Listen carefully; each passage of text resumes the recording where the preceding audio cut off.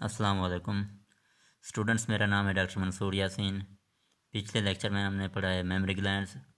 हमने उसकी definition, introduction वगैरह मतलब और स्ट्रक्चर और फंक्शंस को डिस्कस किया हुआ था। तो आज का जो लेक्चर है हमारा वो है मेंस्ट्रुअल साइकिल, जिसे फीमेल रिप्रोडक्टिव साइकिल भी कहते हैं। तो इसमें आज हम पढ़ेंगे इसका इंट्रोडक्शन, कुछ डेफिनेशंस हैं और कुछ इम्पॉर्टेंट इसके हार्मोन्स हैं वो डिस्कस करते हैं। चलें जी, डेफिनेशन करते हैं मेंस्ट्रुअल साइकिल की। तो menstrual cycle is series of events that occur regularly in females every 26 to 30 days through out child bearing period. Child bearing period कौन सा है?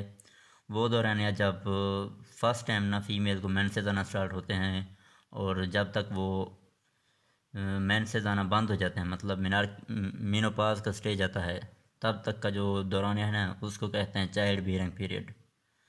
तो ये जो मेंस्ट्रुअल साइकिल है, this is accompanied with cyclic changes in the ovaries and uterus stimulated by changes in blood concentration of hormones. Hormones are secreted by hypothalamus, ovaries and pituitary gland. तो इस cycle में ना ovaries में और uterus में continuously changes होती हैं, जो किस वजह से आती हैं? जो ब्लड में हार्मोन्स की कंसंट्रेशन है वो चेंज होती रहती है, तो इस वजह से वो चेंजेस आती हैं इसके स्ट्रक्चर में। तो ये जो हार्मोन्स हैं ये मेजरली कहाँ से रिलीज़ होते हैं? हाइपोथैलेमस से, ओवरीज से और पिट्यूटरी ग्लैंड से। ओके जी, तो चंद एक डेफिनेशंस हैं वो देख लेते हैं। ओवेरियन साइकिल क्या है कि it is series of events in ovaries that occur during and after maturation of oocyte। oocyte मतलब एग को कहते हैं। तो जो मिनार्की है वो ऑनसेट ऑफ मेंस्ट्रुअल साइकिल है, जब फर्स्ट टाइम पे मेंसेस आना स्टार्ट होते हैं।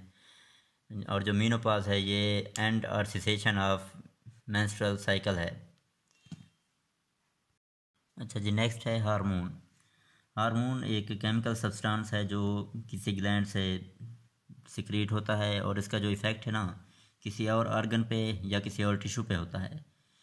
अच्छा जी, रिप्रोडक्टिव साइकिल में डिफरेंट हार्मोन्स आते हैं, तो पहले मैं इनको one by one point out कर देता हूँ।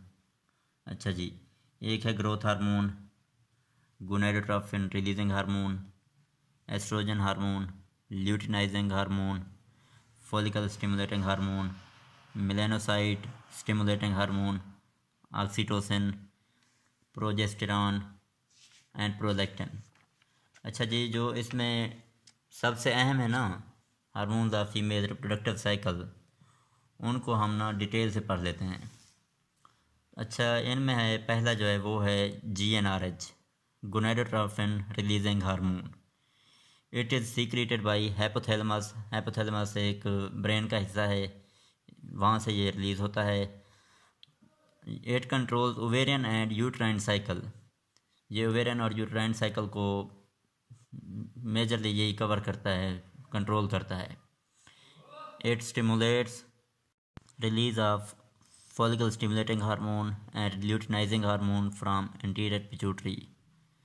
अच्छा जी, इसके बाद आता है FSH, follicle stimulating hormone।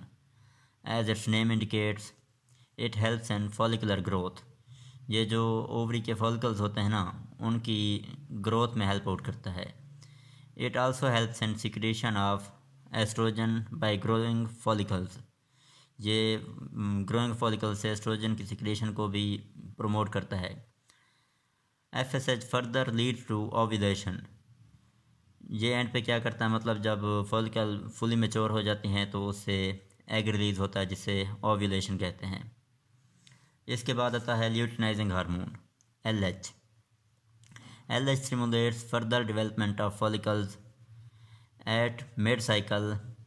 LH triggers ovulation and then promotes formation of corpus luteum। अच्छा, जो ल्यूटिनाइजिंग हार्मोन है ना ये साइकिल के मिड पे, मतलब 13वें या 14वें दिन पे इसकी पीक एक सिक्रीशन आती है जो ओव्यूलेशन को ट्रिगर करती है। उस पे मतलब क्या है, ओव्यूलेशन होती है। तो ओव्यूलेशन के बाद जो फॉलिकल है ना वो कार्पस लूटियम एक येलो बॉडी होती है उसमें चेंज होना शुरू हो जाती है। Corpus luteum is stimulated by LH hormone to secrete progesterone, estrogen, relaxin and inhibin। ये डिफरेंट हार्मोन्स हैं जो कार्पस लूटियम से सिक्रीट होते हैं। नेक्स्ट है जी estrogen hormone. Estrogen is found in plasma of human females. It has different types. तो majorly it is secreted from the follicular cells. It promotes the development and maintenance of female reproductive structures and secondary sex characteristics. जो female के reproductive structures हैं major, तो ये उनकी development करता है और उसको मेंटेन रखता है। तो जो फीमेल के सेकेंडरी सेक्स कैरेक्टरिस्टिक्स हैं, मतलब हेयर डिस्ट्रीब्यूशन और उनकी वॉइस का जो पैटर्न है और ब्रेस्ट टिश्यू वगैरह सब कुछ ना, उसी को ये एस्ट्रोजन हार्मोन कवर करता है। Next hormone is progesterone. It is secreted from the cells of corpus luteum. It acts more successfully with estrogen to prepare and maintain endometrium for implantation of fertilized ovum। मतलब ये जो है ना progesterone hormone जब oestrogen के साथ मिल के काम करता है तो ये एंडोमेट्रियम को प्रिपेयर करता है और उसको मेंटेन करता है ताकि जो न्यूली फर्टिलाइज्ड एग है ना उसकी इम्प्लांटेशन हो जाए यूट्रस में प्रॉपरली। उसके बाद it prepares mammary glands for the milk secretion.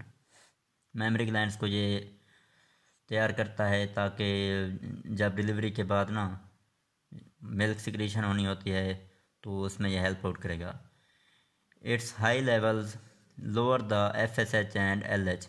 मतलब इसका ना नेगेटिव फीडबैक होता है FSH और LH के साथ।